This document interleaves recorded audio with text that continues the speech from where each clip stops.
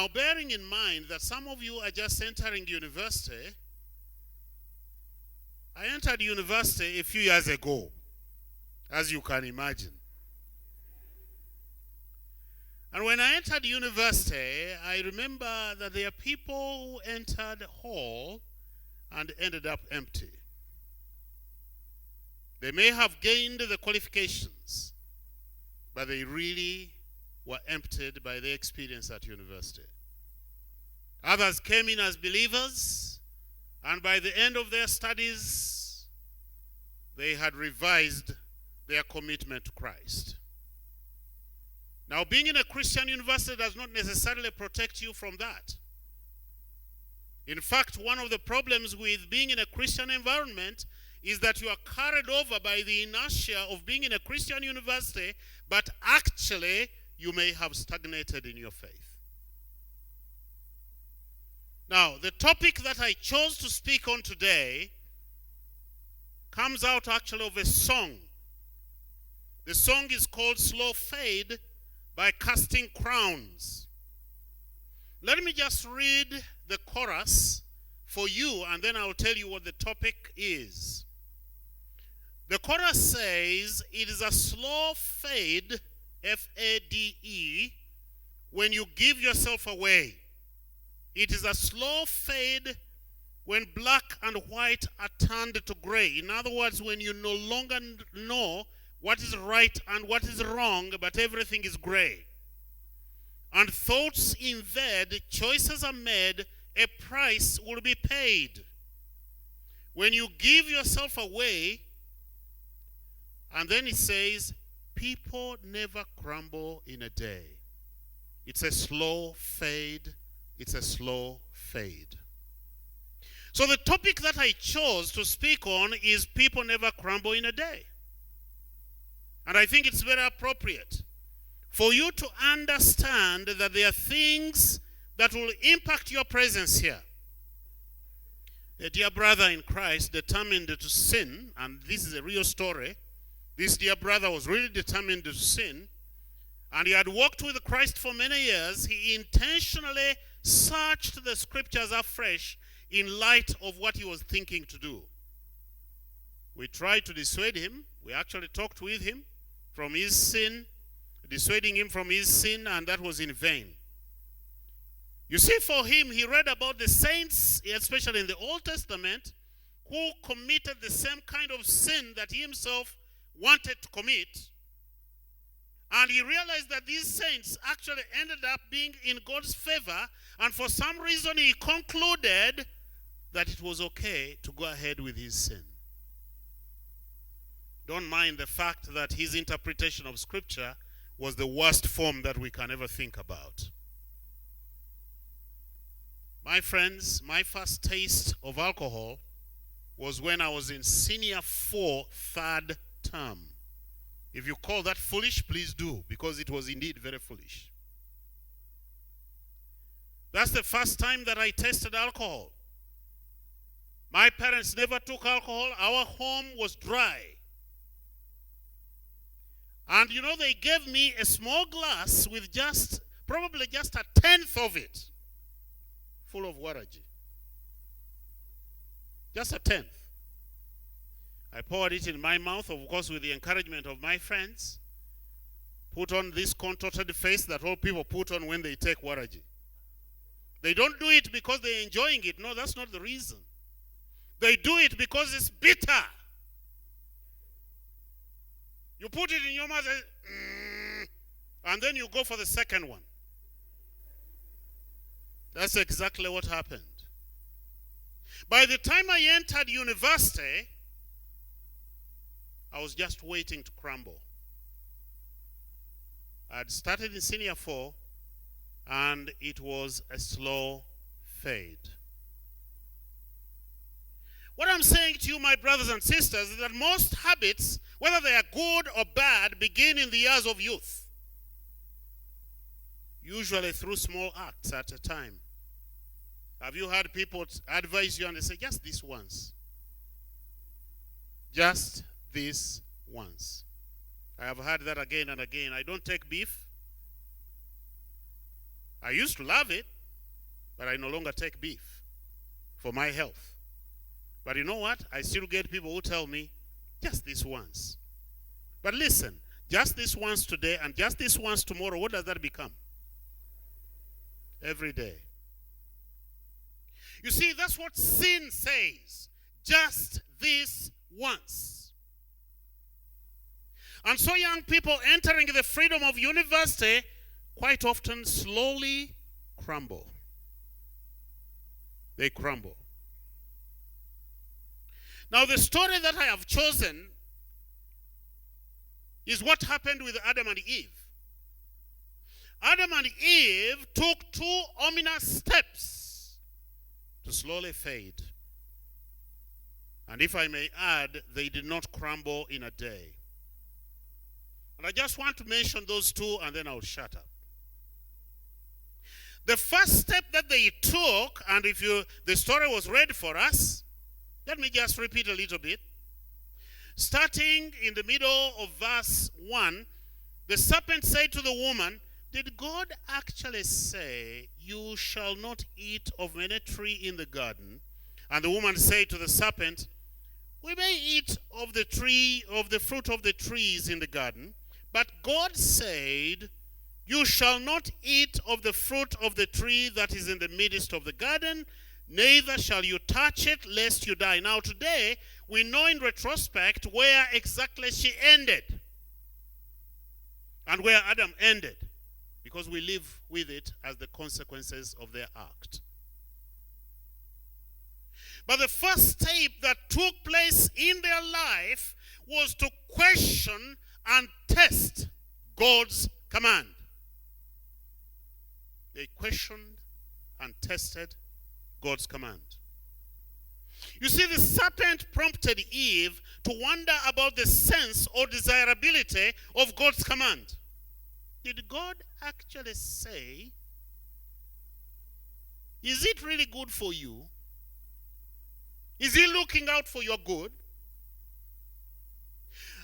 Your parents have been saying a lot of things to you. For those of you who have just come, maybe you're young and so forth, they've been saying a lot of good things to you. And now you come to university and the question comes, did they actually say,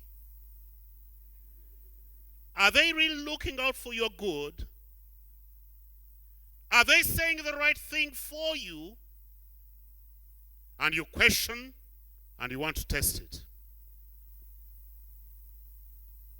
And you know, the serpent says to her, did he say, you shall not eat of any tree? Now listen, the word any tree in the garden, the serpent knew. It was not any tree. It was a particular tree. But the serpent says to her, did he actually say, you shall not eat of any tree? Now, can you imagine? That would mean God desires their starvation. So the serpent causes her to question and to test God. What exactly did God say? You see, God gave us the ability to question. But the serpent here is challenging her on the accuracy of what God said. And maybe God was denying them something. That's what he's saying. Questioning and testing. God made us as people who question. And that's a wonderful gift. That's why you are in university. You are here actually to question. You are here also to find answers. But there are 2 ways that we do it. One I call the secular way of questioning, and the other I call the Christian way or the faith way, faith in God way. You see, the secular way is one which thinks that the only truth is what I can verify scientifically through research. And God is momentarily suspended or placed in the dock to prove his word. And that's exactly what Eve was doing. The truth of a secularist is by observation or scientific proof only. Whatever cannot be proved is debatable. Some of the books that you'll be reading, that's the kind of opinion that they take. And we need to look at them critically and to ask ourselves, what does God say? Because the secularist has no absolutes anyway. Has no absolutes. Does not need God to search or to understand. And there is absence of that mysterious that we ourselves know by faith. Who made it so? What is right or wrong? What is good or evil? Questioning and testing God. But the faith in God way that I'm talking about stands on the premise all truth is God's truth. He's the one who created it. He's a God of truth, and whatever he created out of his truth. I read a small book many years ago by former Secretary General of the United Nations Organizations, Dag Hammarskjöld, and it's simply titled, he was a believer, it's simply titled, All Truth is God's Truth. And if you ever find it, please do read it. In other words, when I have faith in God, even that which I'm studying, once it is true, it will never contradict God's word. I'm a mathematician by training. I have not found mathematics contradicting the faith that I have in God. On the contrary, actually, I have found that mathematics has every reason to believe in God. Sometimes I even say that a scientist needs a lot more faith than a Christian to believe that what they see, the evidence of the mysteries underneath, that all of that is baloney. You need a lot more faith if you're a scientist.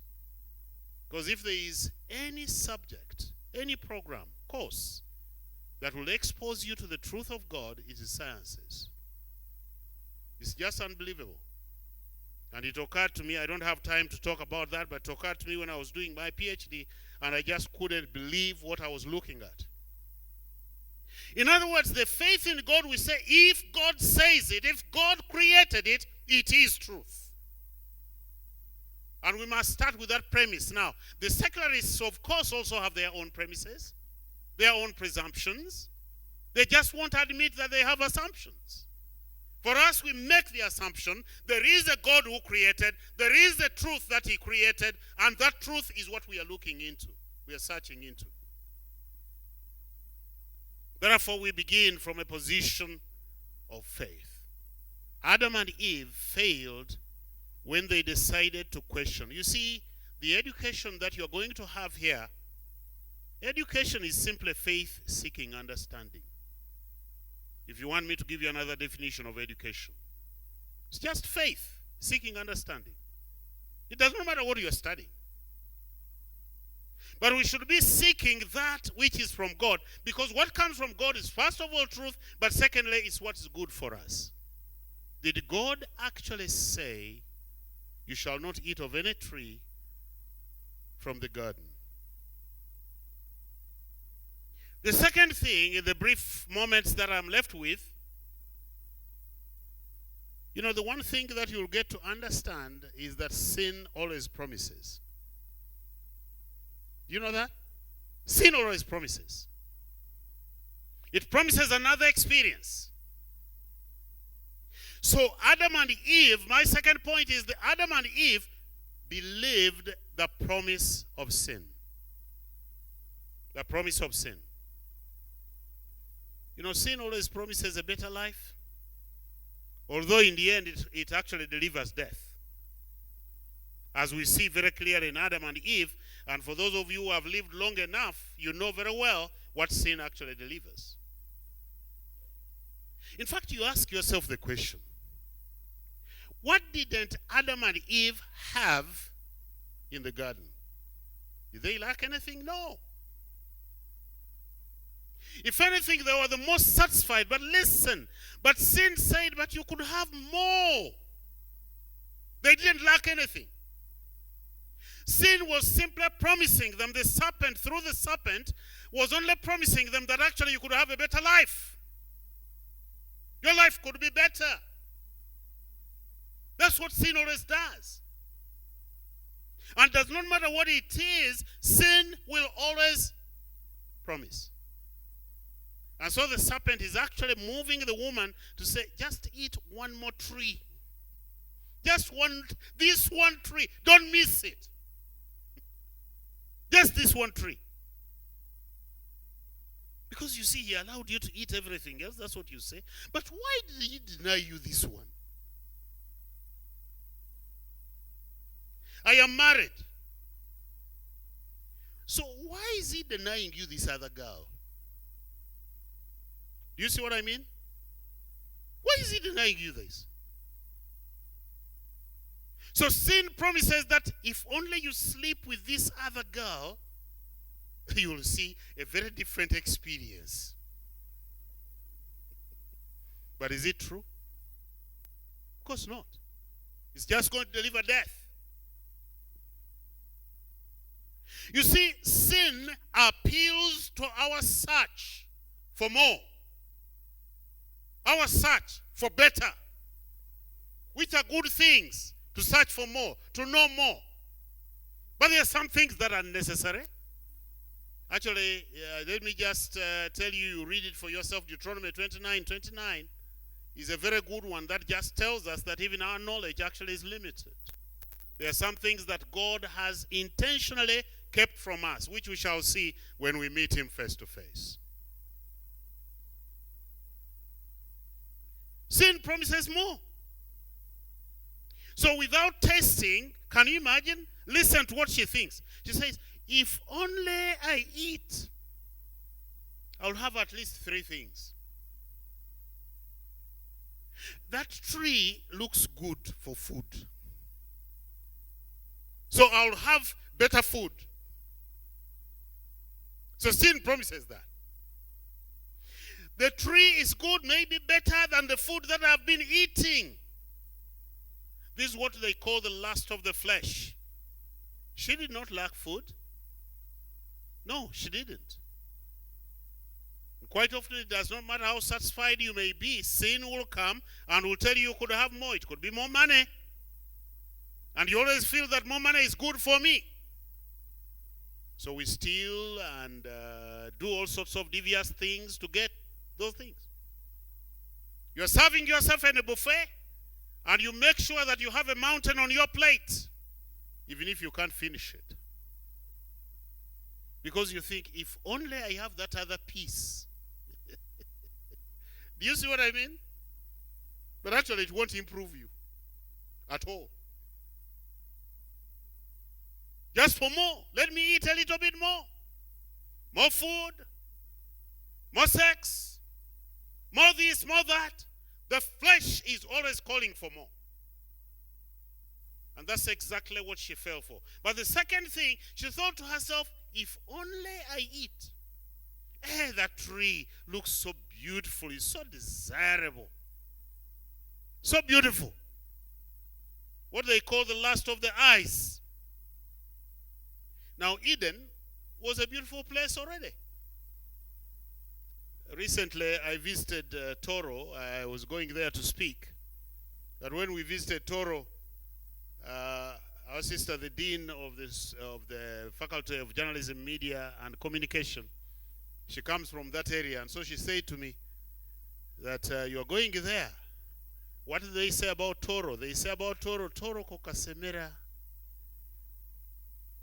How exquisite Toro is. Beautiful.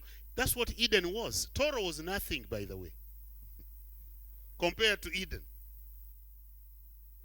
But now she says to herself, if only I could get a little bit more beauty.